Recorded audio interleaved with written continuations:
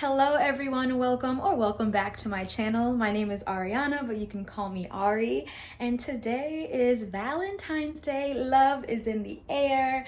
We're feeling great. I'm celebrating me. And my birthday was also this past Friday, so I have had a wonderful week and it is only continuing to get better because I am heading out on a international trip real soon. So I'm so excited. I picked up some books in the past week that have a lot to do with like women and sisterhood and matriarchy and women making the decisions and women writers. All the books I'm going to share with you are written by Black women and from various parts of the world. And I am excited to share with you what I've been reading and what I'm currently reading and what I hope to read before the end of this month. All of these books I'm going to talk about are library books. I've been doing really great with utilizing my library,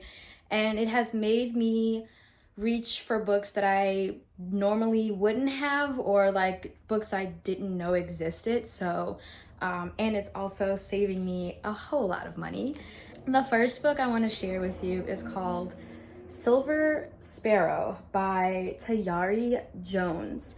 This book is really interesting. I ate this up in like 2 days. It is a book about a bigamist, right? We follow this family, specifically the women that it affects. So there's this guy who has married a woman and has kids with this woman. They have been married for about 20 years now.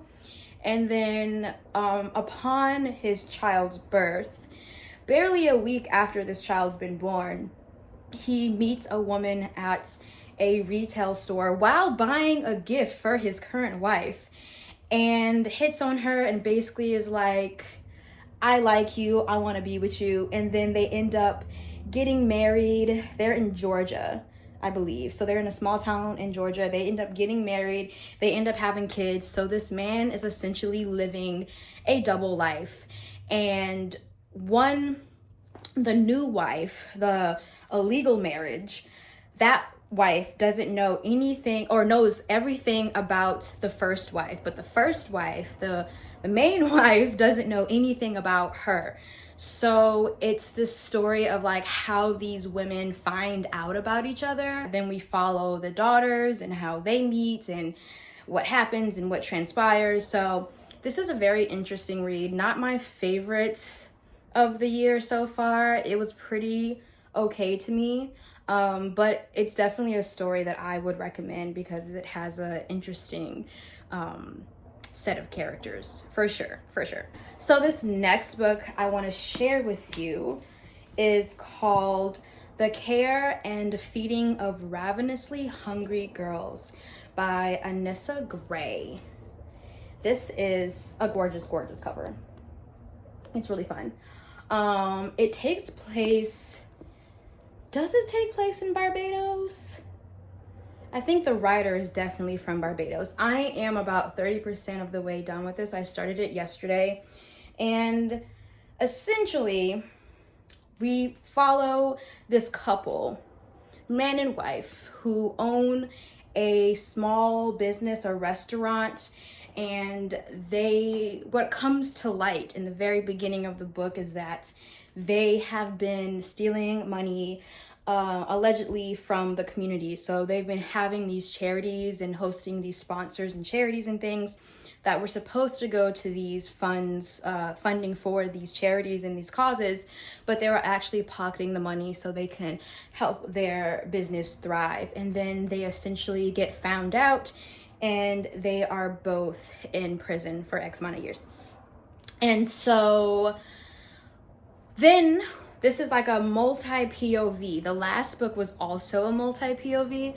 This one is like following the women that this affects. This essentially is how this scandal affects the family, specifically the women in the family and how they deal with it. Feeling all right about it. It's kind of moving quickly. It's definitely moving fast, but I'm not like, it's not holding my interest in a way that I'm like, if I put it down, I may never pick it back up, is the kind of vibe. So I have to kind of keep reading it to see where it goes. But still, it's very interesting to me to see women figuring out how to love themselves through the stress and the chaos. I said too much for too long, so let's move on. So this first one is a memoir. It's called Please Don't Sit on My Bed in Your Outside Clothes by Phoebe Robinson. Gorgeous, gorgeous girl, gorgeous, gorgeous cover. This is a collection of essays, as I understand it, a collection of essays just about, you know, her experiences. It's supposed to be very funny, very relatable. I think she goes through, like, you know, her life during quarantine. She talks about her relationships, her friendships, relationships with mom. She's got really fun titles for her stories, and this is the book that I wasn't sure that I was gonna get to because, I don't know, she talks about Shonda Rhimes and just, you know, a Black girl writing about the Black experience from her perspective, and maybe we find a little bit of relatability through it. So that's what this is about. I don't know if I'll read it. I probably should because I haven't read a single nonfiction book this year yet. So maybe I do get to this. We'll see. The last one is called How the One-Armed Sister Sweeps Her House, a novel by Sherry Jones. All these covers are stunning, stunning, stunning. So this is a book that is also multi-POV. We have Lala, like our main girl, and she is told this cautionary tale by her grandmother, basically like, you know, what parents do to get their kids to calm down. Basically, she's told a tale that's like, if you disobey your mom and your grandmother and all these people in your family, then you're gonna get bad luck. Well, she grows up and bad things do happen. She ends up getting involved with this guy who's like some sort of criminal. He's a robber or a thief or something, and he, you know, gets caught up in some legal issues. And then this book is kind of like 6 degrees of separation. Like what I'm seeing based off of the description and what I see that this book is trying to be is that we follow Lala first. We get her for a few chapters, and then we follow other groups of people who Lala may meet on the way or who have been affected by similar circumstances. So, and they're all women. The POVs are all ladies, and it's just, again, about, a lot of these books are like about getting into trouble and figuring out how to get out of it and move past it, and how to heal as a Black woman, how to navigate tough waters as a Black woman, but also how to find joy and beauty and love and grace. Something I'll say that I just thought about that I really love about books that feature like sisterhood and mother-daughter relationship, because there's this intimacy that is so special and unique between two Black women, especially two women who are related to each other. And it's so interesting to read, like, I think in one of the stories I'm reading or read, Silver Sparrow, is just about like moments of her looking at her mom, watching her put on makeup and lipstick and figuring out how she fits in with the beauty standards. Like, if my mom doesn't think she's beautiful, then am I beautiful? Like, or if she thinks she's beautiful, then what does that mean for me? And how do I fit in with her? And just like the coming of age of a Black woman, of understanding your beauty and trying to figure it out in a very Eurocentric, whitewashed world that doesn't want anything to do with you, that doesn't appreciate all that you are, and still learning how to navigate that through the love and exploration of relationships amongst women in the family. So yeah, those are the type of books I'm reading on Valentine's Day.